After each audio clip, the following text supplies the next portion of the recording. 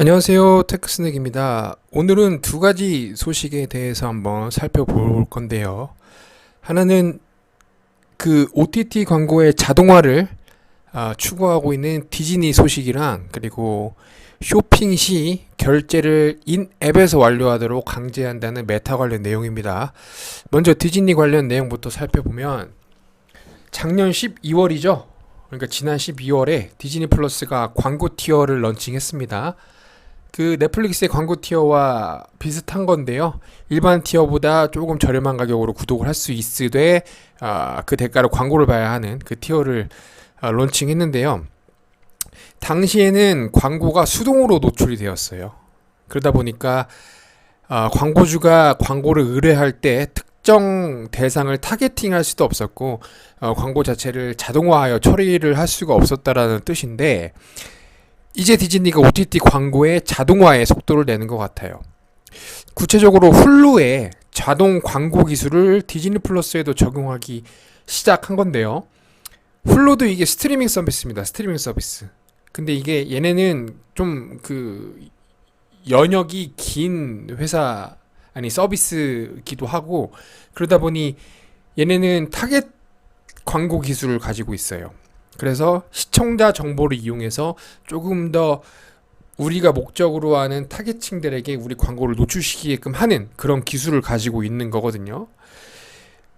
그 훌루가 구체적으로 뭐 성별이나 위치 정보 등등의 그 다양한 요소들을 결합을 해서 타겟팅 광고를 집행을 하고 있는데, 이 해당 기술이 디즈니 플러스에 적용이 됩니다. 그래서 이제 앞으로는 디즈니 플러스에서도 시청자의 나이나 성별, 그리고 위치 정보 등등을 이용해서 타겟팅 자동 광고가 가능해질 전망입니다. 사실 훌루는 디즈니의 가족이라고 할 수 있어요. 왜 그러냐면, 이게 2019년에 디즈니가 훌루의 최대 주주가 되었거든요. 그러니까 이게 뭐 외부의 기술을 도입한다기보다는 디즈니 내부에서 자체적으로 광고 자동화를 이루기 위한 기술을 도입하고 조금 더 디벨롭하고 있다, 이렇게 이해를 해도 무방하겠죠. 훌루가 디즈니에게 인수를 됐으니까요. 최대 주주예요. 디즈니가 최대 주주. 네. 훌루가 이제 앞에서 말씀드린 것처럼 타겟팅도 가능하지만, 이 모든 광고 집행의 과정을 자동화로 운영할 수 있는 그 자동 광고 플랫폼을 운영하고 있거든요. 그래서 광고를 그 특정 콘텐츠에 노출시키기 위한 여러 가지 프로세스를 광고주가 스스로 해결할 수가 있어요. 뭐 예산이나 타겟층, 그리고 내 광고가 노출되었으면 하는 어떤 콘텐츠 장르, 이런 거를 설정을 할 수 있는 이런 어드민 시스템이 있는데, 거기에서 모든 과정을 이제 설정하고 나면 내가 그 선택한 세팅한 조건 값에 따라서 광고가 노출이 되는 거죠. 그래서 앞으로 디즈니 플러스를 이용하는 이제 광고주들, 디즈니 플러스 콘텐츠에 광고를 노출시키려는 광고주들도 이 광고 운영의 자동화라는 옵션을 활용해서 조금 더 정밀하게 타겟팅된 광고와 조금 더 편리한 광고 운영 환경에서 디즈니 플러스를 어떤 그런 매체로서 활용을 할 수 있을 것 같습니다. 네, 다음으로는 메타 관련 내용입니다. 메타가 자신들의 플랫폼 안에서, 구체적으로 인스타그램과 페이스북 안에서 쇼핑을 완료할 때 결제를 무조건 앱 안에서 완료되게끔 강제할 예정입니다.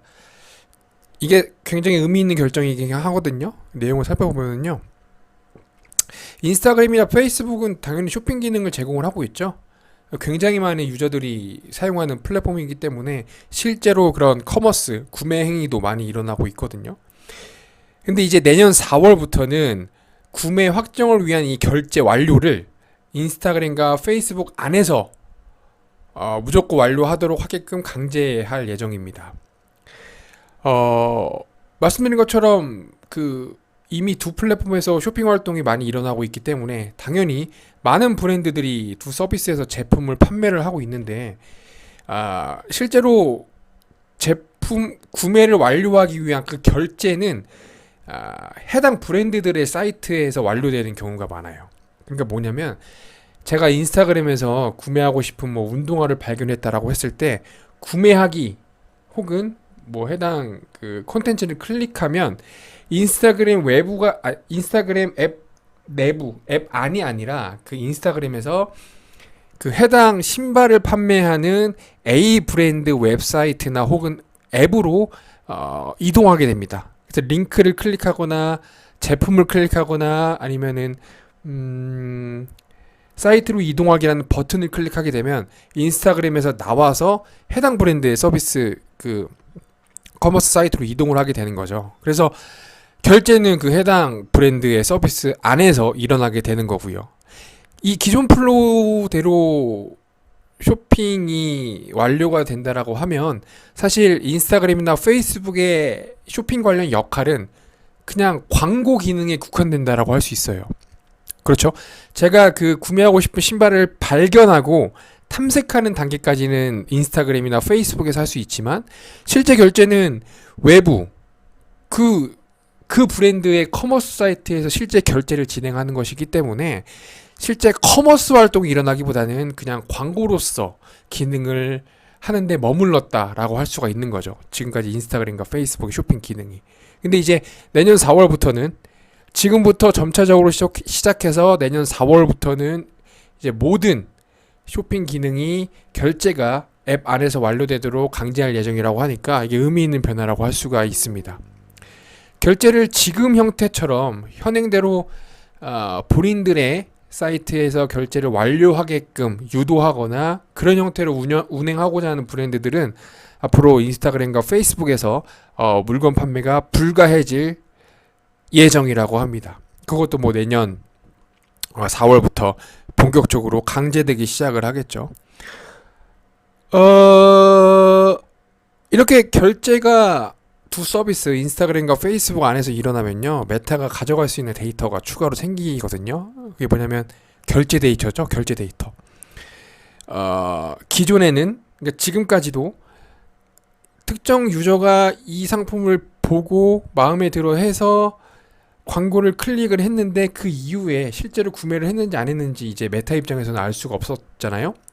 결제 자체가 외부의 다른 서비스에서 일어났으니까. 근데 앞으로는 광고를 본 유저가 실제로 구매를 하는지 아니면은 뭐 다른 행위를 하는지 결제를 한다면 최초 광고 노출부터 결제까지 얼마만큼의 시간이 걸리는지 등등 좀 커머스적인 관점에서 유의미한 소중한 데이터를 확보하게 될 것 같고요. 이런 데이터는 뭐 당연히 메타의 본업이라고 할 수 있는 조금 더 정교한 디지털 광고를 집행하는데 소중하게 쓰일 예정입니다. 네, 오늘 준비한 내용은 여기까지입니다. 다음에 또 찾아뵐게요. 감사합니다.